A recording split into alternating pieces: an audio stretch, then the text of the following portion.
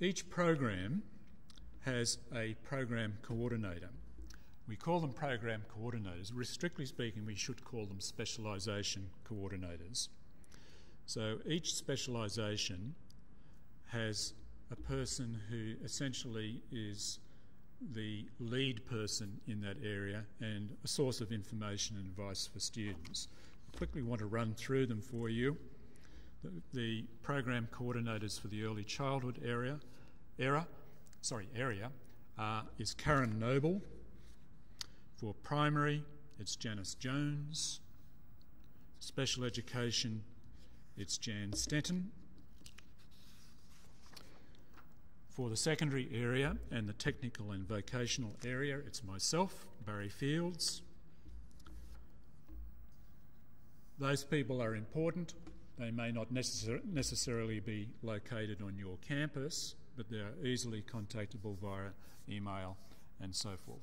They are a wonderful source of information as well too if you have any questions about anything about your program. A couple of things to finish. Juggling work and study. This is always an important thing to talk about right at the beginning of an academic year or for students who are contemplating studying at university. More and more now, in fact probably the great majority of our undergraduate students, including students who undertake our Bachelor of Education program, do part-time work. And that's fine. We understand why that's necessary and important for students. But you need to remember that if you've chosen to undertake a program over 4 years and to complete in 4 years, you need to understand that a full-time study load is 4 courses per semester. And those 4 courses will demand a lot of your time, in much the same way as your part-time work obligations demand a lot of time. You need to be realistic in terms of how you can balance that time. Okay? Don't simply hope to do 4 courses and work part-time 30 hours a week and think that everything is going to go very well. You need to balance how many hours of part-time work you do with the number of hours that's going to be required for you to study and to achieve success in your courses over the semester. So some of you will need to make decisions about whether you do 4 courses, a full-time load, or somewhat less than that so you can maintain your part-time employment. But you do need to be realistic. You need also to be aware of what's called drop-add dates. The fact that the university has a drop-add period, a period during the beginning of the semester when you can add courses that you didn't initially enrol in, and a particular point in the semester in which you can drop courses. Why am I telling you that? If you find that 2 or 3 weeks into the semester you realise that the 4 courses that you're enrolled in are going to demand a lot of your time and energy and you don't think that you could possibly do it, then there's an opportunity for you to drop out of those courses, to drop down to 3 or even to 2 if that is necessary.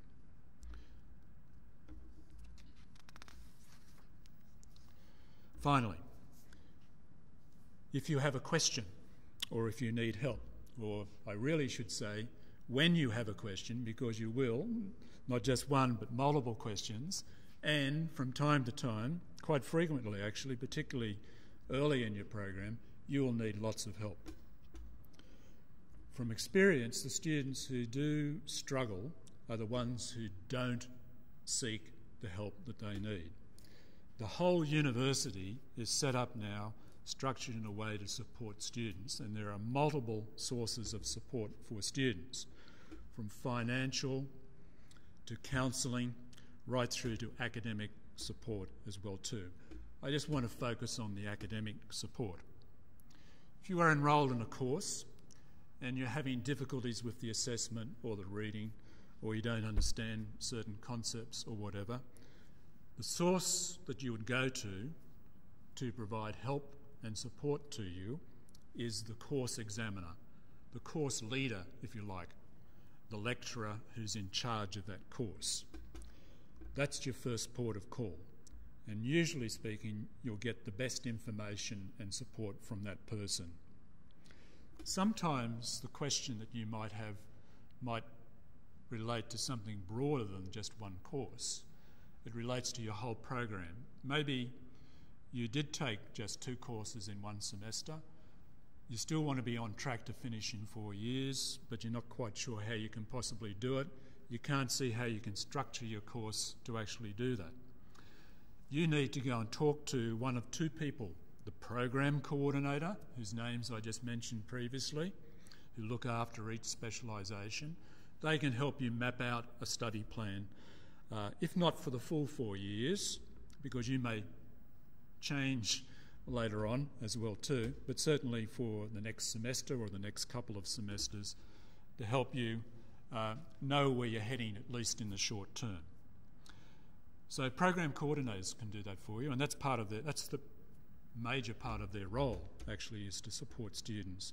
But we also have program support staff as well too, whose job it is to do that as well too.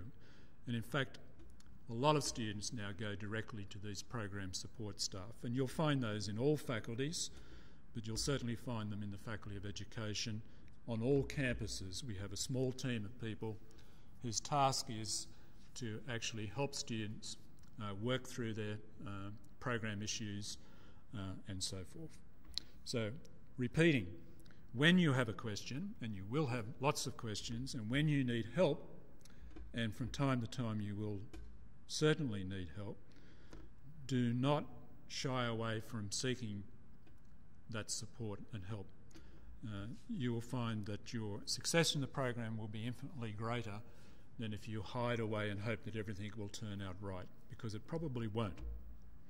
Okay, I was apologetic for trying to not provide you with a lot of detail and information in this session. I probably overwhelmed you with information, but I've also identified for you some of the important features of the new BEd program.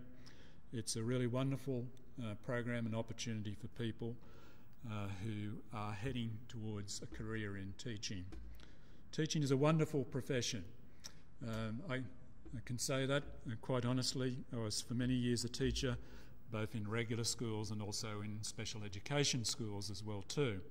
I'm now a teacher in a university. It's a challenging career, as you'll find, if you pursue it, both early childhood, primary, secondary, special education and so forth. But those challenges are really wonderful.